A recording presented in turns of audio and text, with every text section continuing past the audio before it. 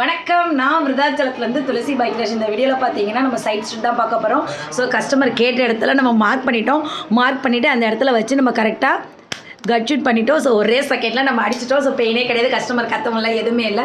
அதுலேருந்து உங்களுக்கு தெரிஞ்சிருக்கும் பெயின் கிடையாதுன்னு. ஸோ எப்படி இப்போ அந்த சைடு நம்ம கன் ஷூட் பண்ணோமோ அதே மாதிரி இப்போ நம்ம இந்த சைடு கன் ஷூட் பண்ண போகிறோம். ஸோ பெயினே கிடையாது. பாருங்கள், ரெண்டு சைடு ஈக்குவலாக இருக்கான்னு நம்ம பார்த்துட்டு அதே இடத்துல வச்சு தான் அவ்வளோதான், ஒரே செகண்டில் முடிஞ்சிருச்சு வேலை உங்களுக்கு.